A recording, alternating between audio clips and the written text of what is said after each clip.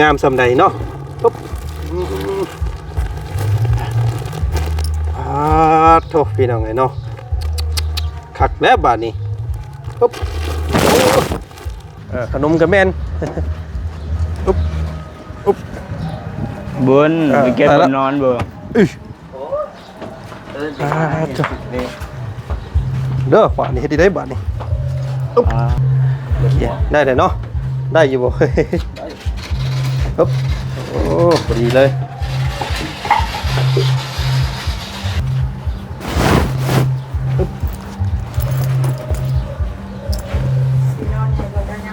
ที่นอนใหญ่กว่าเตียงบาท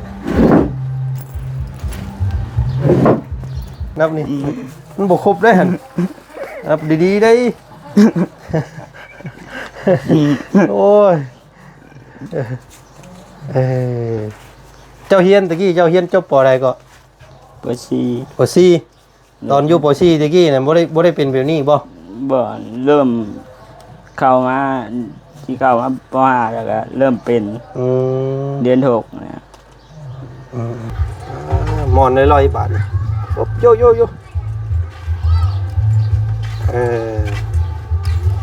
พุ่นละไปห้องน้ำพุ่นละวังดีพอดีตกคลองเลยมันก็พอดีเม็ดนึงเนาะเพิ่นเฮ็ดออกมาก็พอดีวิทย์ล้อนะพี่น้องเอ้ยได้อยู่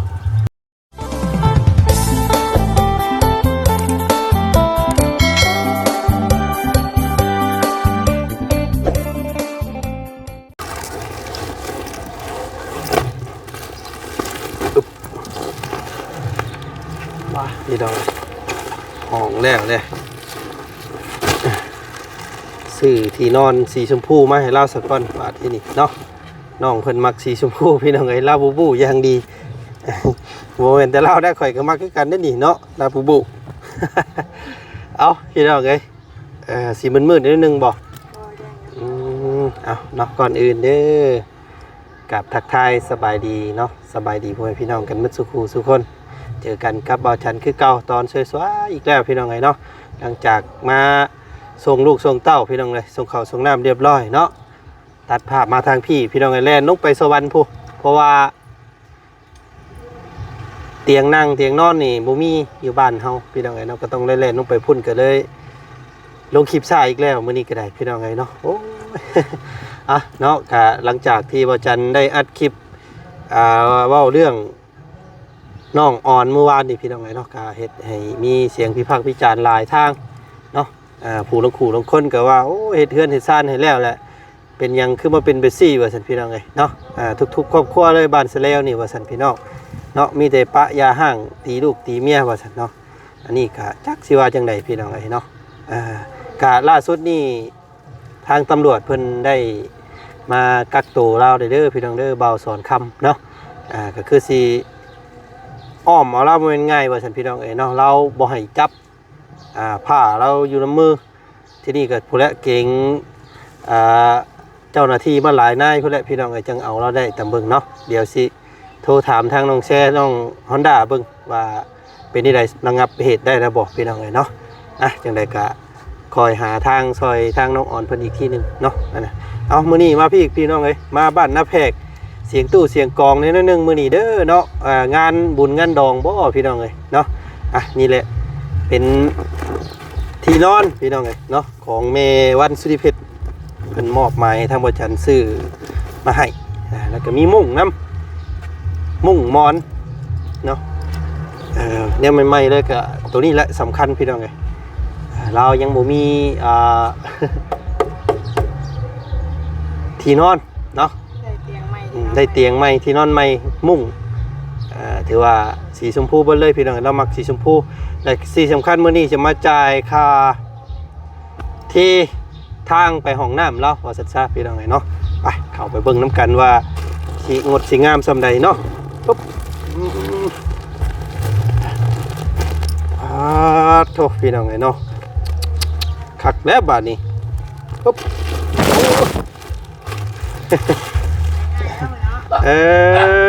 คือแล้วแบบนี้พี่น้องเนาะก็ได้ไต่ไปตามยันแต่มันเลยทางโค้งเท่านั้นแล้วบาดนี้เนาะยันหัวซักลง ขี้ดินพุ่นแล้วพี่น้องเอ้ย โอ้ยเนาะน้องล่ะสบายดีครับ สบายดี สบายดีเนาะที่เพิ่นเฮ็ดแล้วแต่เฮิงบ่ล่ะ แล้ววันที่26 แล้วแต่เฮิงเติบแล้วอันนี้เนาะโอ้พี่น้องอันนั้นก็มีเฮ็ดค่อยพุ่นเลยนี่เนาะ โดย พอได้ลงง่ายขึ้นง่ายแห่ทรายยังเหลืออยู่นิดนึงเนาะปูนพอดีบ่ล่ะ ยังจบ ยังชอบหนึง โดย พอดีแล้วเอาไว้ให้เจ้าเทอีหยังแถวนี้แหละพอได้ขึ้น ขังนะ พอได้ให้เจ้ยน้องพี่เนาะ ขังนะ ให้เจ้ยน้องพี่อีกแล้วก็เจ้ยพุ่นอีกมันจังเจ้าจังขึ้นง่ายลงง่าย โดย เดี๋ยวจะให้เพิ่นเฮ็ดให้อีกเด้อบ่ได้ เป็นนี่ได้นอนอยู่พี่บ่แต่ละมื้อน อนที่ไหน เอาลงมาเรียบร้อยแล้วบ่ ว่ารู้ได้ทางเนี่ยบอก พี่น้องไอ้เนาะเป็นตู้หมอลำทำเพลงเราพี่น้องไอ้เนาะพอ องค์พี่อ้ายองค์พี่อ้ายพี่อ้ายอะไรองค์เครื่องนะ พี่น้องไอ้เนาะอันติดหมักระเบิดเจ้ากันพี่น้อง ใช้อันอยู่กับไผซะมื้อนี้น้องล่ะ เอ้ย อยู่กับเอ้ยบ่ เอ้ยนอนดื้อไข่ครับ โอ้ยเนื้อเอ้ยกับไข่อยู่พี่น้องเอ้ยทั้งนี้สบายดีเอ้ยเพิ่นเอาเตียงมานั่งทั้งพี่บัดนี้เนาะพอได้นอนเฮียงกันเป็นไข่บ่ตายพี่น้องไอ้เนาะเป็นวัดเป็นไข่แต่ละผู้แต่ละคนเอาที่นอนมาให้มื้อนี้กับเตียงนอนพี่น้องไอ้มันจังบ่ได้นอนพื้นเนาะมีผู้ใดแน่มาหามซอยอันอ้ายแน่คนนึงก็ได้เนาะเอิ้นนั่นน่ะเพิ่นมาอยู่สิเอาเข้าได้บ่เนาะนี่พี่น้องไอ้สิเข้าวางไอ้น้องเพิ่นนี่ มาพี่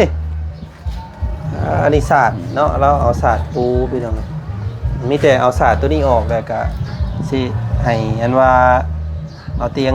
วางไว้เนาะ เตียงเอาไว้ทั้งนั้นบ่คือว่าทั้งนี้เอาไว้ทั้งนั้นเลยเนาะน้องล่ะเจ้าสินอนซิดทางใด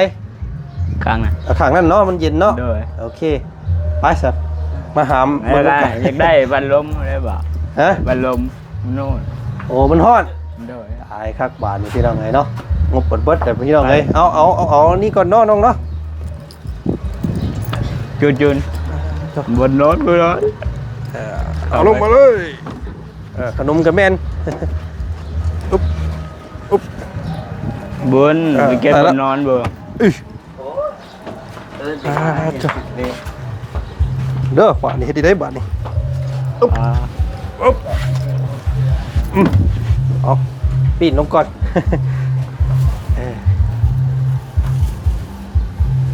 โอเคไป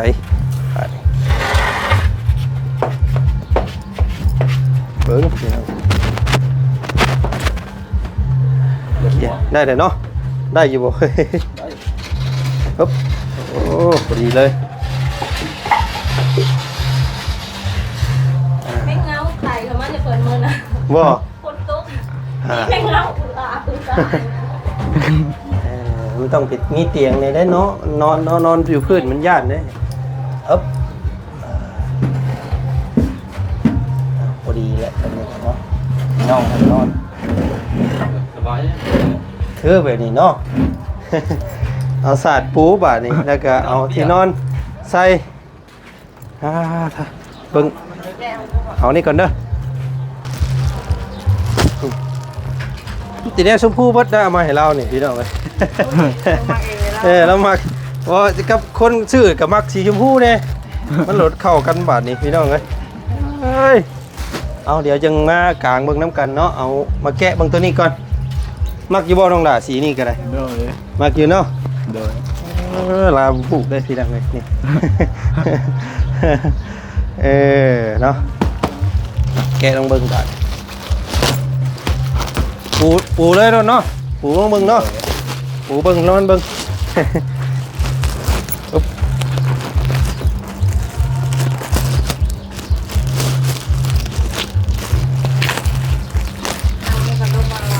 เอาหมูมีพัดลม เอาแม่เธอซื้อให้ก็ได้เอาวันไหนเรา อันมีหม่งซื้ออยู่บ่น้องดาอยู่บ้านเจ้ามีบ่ฮันเบียดมีบ่ บ่ ฮะน่าสิมีอยู่เนาะ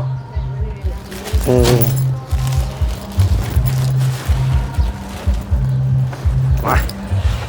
กดก่อนเด้อโอ้ อ้ยมันแบบพอดีงามแล้วนี่พี่น้องเอ้ยเนาะใส่พี่บอลปึ๊บปึ๊บที่นอนใหญ่กว่าเตียงบาท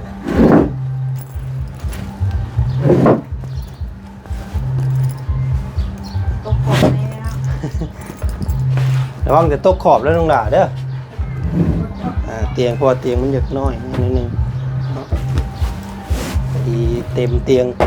ที่นอนแล้วโอ้บาทนี่คักนิ่มนวล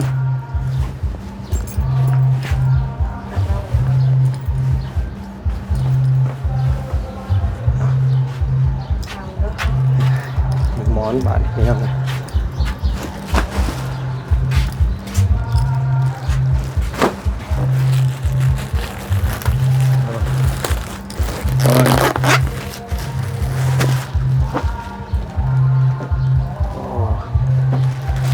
แบบบาทเนาะมีมุ้งเด้อไปกลางกลางคืนเด้ออย่าย่านแต่งูย่านแต่ยังได้เพราะว่ามันเป็นอันนี้เนาะเพราะว่ามันเป็นนั้นว่าไม้อัดซื่อมันโมเมนดินบล็อกก่อก่อนเนาะมีแต่หาแนวอุดแนวอย่างเอาและเด้อเอ่ยเด้อ หาเศษนั่นเศษนี่เป็นดินเป็นยังอันซะให้มันบ่ให้มันมีงูเข้าเนาะมาเขามาเบิ่งอยู่นอกเนาะมักอยู่บ่ พอดีดมอยู่เนาะประตูเนาะแต่ว่ามันบ่อยากวิดอันนี้เตียงอยากน้อยเนาะบอล สุดเลยปรับเอามาเลยนอนอยู่ที่บ้านพี่น้องเลยปึ๊บโถนุ่มอยู่บ่นุ่มอยู่เนาะได้อยู่สบายนี่พี่น้องเลยเจาะขนมไม่เปิดครับ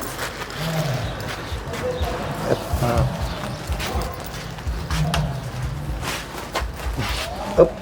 โตโหนุ่มเหมือนความเพิ่นอยู่ได้พี่น้องเลยฮ้อนปันยังแล้วบาดเนาะปึ๊บเฮ้ย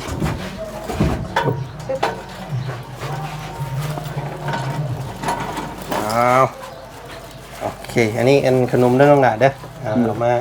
ฝากเจ้าเนาะขอบคุณพี่น้องฮ้อนคักบาดนี่สมมาน้องเพิ่นว่าอยากได้พัดลมหั่นแหละอันนี้เนาะพัดลมน้อยน้ำห้านจีนห้านเวียดนี่ก็น่าสิมีอยู่เนาะเพิ่นน่าสิมีขายอยู่ไปซื้อเอาเด้อแล้วว่าสิเอาเงินไปให้เด้อเนาะก่อนอื่นก็ต้องมาจ่ายค่าสร้างเพิ่นก่อนเนาะเพิ่นว่าเท่าไหร่ก็มื้อน่ะล้าน3โอเคแต่เพิ่นเฮ็ดถือว่าก็เนียบเนาะงามอยู่พี่น้องเลยเนาะโค้งไปตามนั่นแล้วก็ไปเข้าห้องน้ำได้สบายบัดนี้เนาะไปผู้เดียวก็ได้บัดนี้เนาะระวังแต่มันเลยแล้วเรามีจักอยู่ว่าบงมันเบรกมันหยังเนาะเบรกมือเด้พี่น้องกึกไว้เด้อมันอย่ามันเลยตกหัวซักลงไปเด้กินข้าวกันยังมื้อนี้แกงหน่อไม้อีกเลยเนาะโอ้แซ่บได้หั่นพี่น้องคักอยู่ได้เนาะตอนนั้นเที่ยงแกงใส่ผักคะโอ้ยมินช่วยพี่น้องใส่ตะโลอึ่งแห้งคักเนาะมีบ่ตะโลอึ่งบ้านครับโตคือกันหม้อบ้านเจ้าผลดอกแต่มันบ่แห้งมีแต่ประดังเดี๋ยวนับเงินจ่ายให้ค่าสร้างน้องเพิ่นก่อนฉบับนี้พี่น้องเอ้ยเนาะพอดีทางแม่วันสุริเพชรเพิ่นฝากช่วยเดือนี่แหละเนาะเอาก่อนอันนี้1 ล้าน1 2 3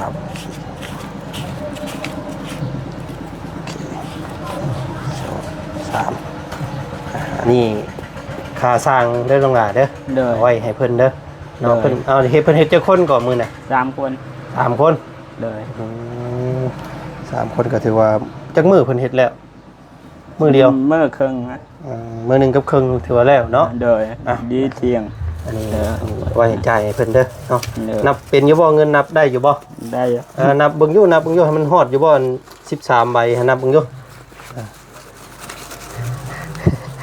นับเบิ่งหลัง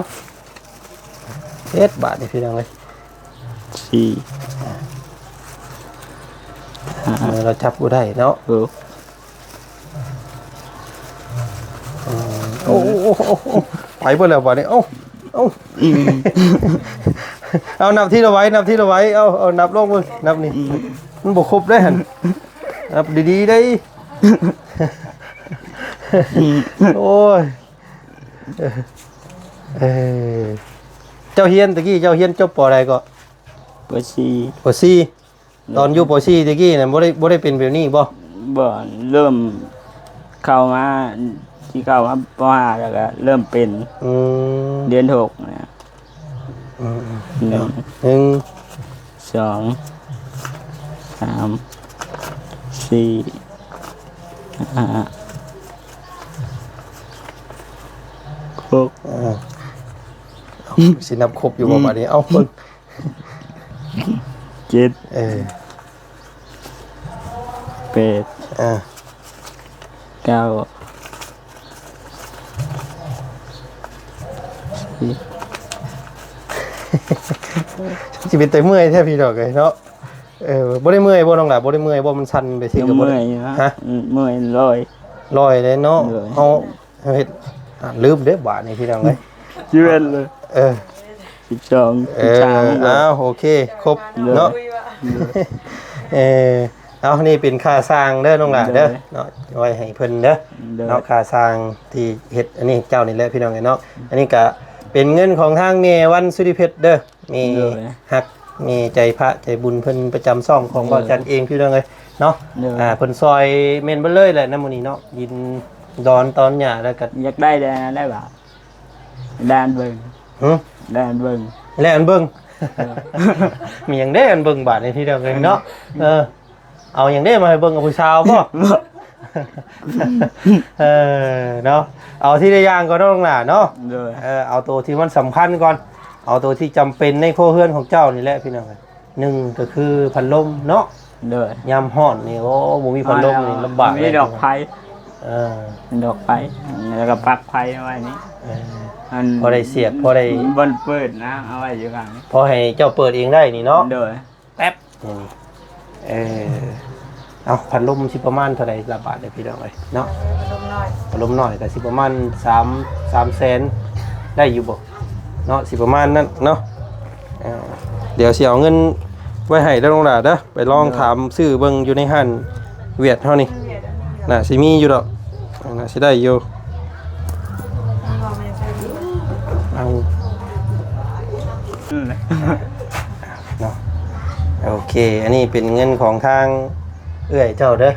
เล ขอย งแม่น้องเชอเพิ่นเนาะเพิ่นว่าเห็นเจ้าบ่มีแหละเพิ่นว่าจะซอยซื้อพัดลมให้เนาะ เลย 3แสนเป็นลองถามเบิ่งเด้อคันมันบ่พอแล้วจังบอกระบาวใหม่อีกมื้อหน้าเนาะ เลย อยู่หันจีนหันเวียดนี่ได้อยู่ดอกเป็นจังไงเนาะเอาเนาะเอาส่วนที่มันจำเป็นก่อนอยากได้หยังก็อันเบิ่งนะเบิ่งมีหยังก็ ได้โทรศัพท์ ได้โทรศัพท์ เลย มันเหงาเลยเนาะแต่ละมื้อบ่มีหมู่มาดินแล้วก็ไปใส่บ่ได้ มีโมอะไรนี่แหละนอนเวท จะสิไปใส่บาทนี่พี่น้องไปทั้งอื่นทั้งไกลก็บ่ได้พอได้แต่เวียนอยู่แถวนี้เนาะมันอยากมีแนวเบิ่งเนาะมีแนวเบิ่งยังพอใครได้เนาะ เลย พอได้เบิ่งโลกภายกว้างโลกข้างนอกพี่น้องเอ้ยตัวหนังสือยังก็เป็นอยู่เนาะ เลย อ่านได้เขียนได้อยู่เนาะ เขียนบ่ มัน ได้ สิจับได้อยู่บ่มันสิบ่เมื่อยบ่น้องล่ะ เห็นเจ้านับเงินเมื่อกี้นี่กะเนาะอืมเขียนนี่บ่ได้อ่านนี่ได้อยู่ ได้เล็กน้อย แต่ว่าพอเขียนเนี่ยมันสั่นในมือเฮาสั่นเด้เนาะ เลยนะ พี่น้องเอ้ยเนาะกะมื้อแรงก็พากันกางมุ้งเบิ่งเด้อเนาะ การนอนบ่มักกลางมุ้ง ยุงมันก็หามแล้วกลางคืนมาเนาะข่อยซื้อมาให้อยู่เด้มีที่นอนหมอนมุ้งแล้วก็เงินค่าสร้างมื้อนี้พี่น้องเอ้ยเนาะ เลยนะ เดี๋ยวสิให้ทางน้องเพิ่นขี่ทดลองเบิ่งไปห้องน้ำมันสิสำบายซำใดเนาะน้องเนาะ เลย เอาก่อนอื่นก็นี่แหละขอบใจทาง ก็มองกับใจ แม่ เลย เนาะ แม่ แม่วันสุริเพชร แม่บ้านในชีวิตเนาะมันอยู่ดีกับสุขภาพแข็งแรง อ่า ฉันกี่วันเนี่ยลืมมันเป็นว่า เอาบ่เป็นหยังเนาะน้องเนาะ เนอะ ขอให้เจ้าสะดวกสบายอันนี้แม่เพิ่นก็ซอยพอบรรเทาพี่น้องเอ้ยเนาะพอบ่ให้น้องเพิ่นบืนขึ้นบืนลงเพราะว่านี่แหละไปมาให้มันสบายกว่าเก่าแน่เนาะ เด้อ คือสิสะดวกสบายขึ้นกว่าเก่าเนาะน้องเนาะบัดนี้ เด้อ เดี๋ยวจังว่ากันอีกเพิ่นบอกความมาได้ไหนเดี๋ยวเราบ่าวเขามาหาเจ้าใหม่อีกเด้อมื้อ เล นี้ ย เนาะมื้อนี้ทางเราบ่าวสิกล่าวขอกลับก่อนสงกรานต์เมื่อกี้นี่ได้ดินอยู่บ่ ว่าได้ดินก็มีเงิน บ่มีเงินไปบ่มีทางไปเนาะ ก็มีต่างไปก็มีเงิน บ่มีเงิน เด้อ จะไปยากมายากเนาะสิได้คือเอื้อย ได้ ก็เพิ่นบ่สบายอยู่คือจังไดเนาะหานี่อยู่เนี่ยกินแล้วพังหาของพวกของกินก็ยังยากเลยไปดินทางอื่นนี่ไกลเลยบาดนี้พี่น้องเนาะเอาก่อนสิกลับก็ให้ขึ้นรถมอเตอร์ไซค์ให้เบิ่งก่อนเนาะพาระเบาไปเบิ่งห้องน้ำมึงเนี่ยเนาะมันสิเจ้าสิไปเองได้บ่ลองเบิ่งบาดปึ๊บเอาเนาะเดี๋ยวสิแงกให้เด้อครับเอาเนาะลองไปลองเบิ่งผู้เดียวลองเบิ่งอยู่ไร่อยู่บ่เอาลองเบิ่งเด้อพี่น้องเด้ออันให้เอ้ยเพิ่นไว้เด้ออันนี้ให้เอ้ยเจ้าไว้เด้อเนี่ยเด้อเอาเอ้ยเอาอันนี้เก็บไว้จ่ายค่าสร้างเพิ่นเด้อ ระวังได้หัวซักลงหั่นเด้ยหมอนลอยๆบาทโย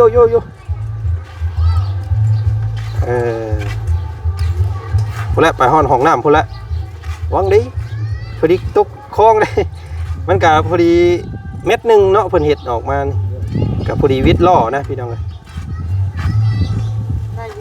ได้อยู่สบายกว่าเก่าบาทนี่พี่น้องเลยเนาะมานี่กะเพิ่นเห็ดให้กว้างเลยอยู่นี่กะเนาะพอให้มันหมุนมันเวียนได้พี่น้องเลยเอาโอเคเนาะกะสู้ๆน้องเลยเนาะมื้อหน้ามื้อในเราเบาสิเข้ามาหาใหม่อีกเด้อน้องเด้อมื้อนี้กะขอโตก่อนพี่น้องเลยเนาะรับนอนอยู่นี่ก็คือสิสบายกว่าเก่าแล้วบัดที่นี่เนาะเอาเอ้ยมื้อป้าก่อนเด้อเดี๋ยวสิเข้ามาเยี่ยมใหม่เด้อแล้วมีตู้เด้ออยู่ดีมีแฮงเด้อ โอ้ทางนี้ก็ลงให้เพิ่นเฮ็ดใหญ่เลยให้เนาะลงให้ก็ได้ทางนี้ก็ระวังเด้อเบรกเบรกมือน้ำเด้อเนาะเฮ้ยฮะเฮ้ยมันก็แห้งพุ่นแล้วบ่โอ้ยเนาะ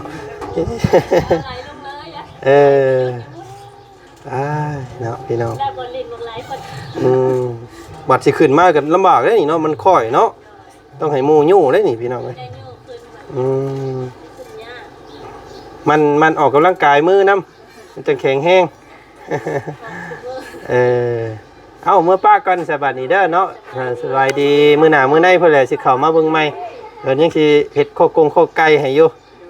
ก็เดี๋ยวเบิ่งแม่เพิ่นก่อนพี่น้องเนาะแม่เพิ่นยังเฮ็ดเวียกเฮ็ดงานอยู่ช่วงนี้ก็ได้ไปเนาะสบายดี ไปพี่น้องเนาะขอบมุกขอบใจทางแม่วันสุริเพชรหลายๆพี่น้องเนาะที่เพิ่นเป็นเจ้าภาพทางด้านห้องนอนแล้วก็มุ่งไปมาเนาะให้สะดวกสบายกว่าเก่าเอาพี่น้องให้จังไดก็ขอให้ทางแม่อยู่ดีมีแฮงเนาะสุขกายสบายใจเด้อแม่เด้อเนาะขอให้ปีใหม่นี้เนาะก็มีแต่ความสุขความเจริญเนาะเข้ามาในชีวิตพี่น้องอยู่เป็นโฮมโพโฮมไซให้ลูกให้เต้าอีกต่อไปเนาะมื้อนี้ทางวจันทร์มามอบหมายถือว่าหมดแล้วงบทางแม่เพิ่นมอบให้พี่น้องเนาะก็ทางเบิ่งรอบหน้าพุ่นแหละจังว่ากันใหม่อีกเนาะมื้อนี้ไปก่อนพี่น้องสบายดีเบิดสุขสุขคนนำเด้อเจอกันใหม่เนาะไปพี่น้อง มาป้าเด้อ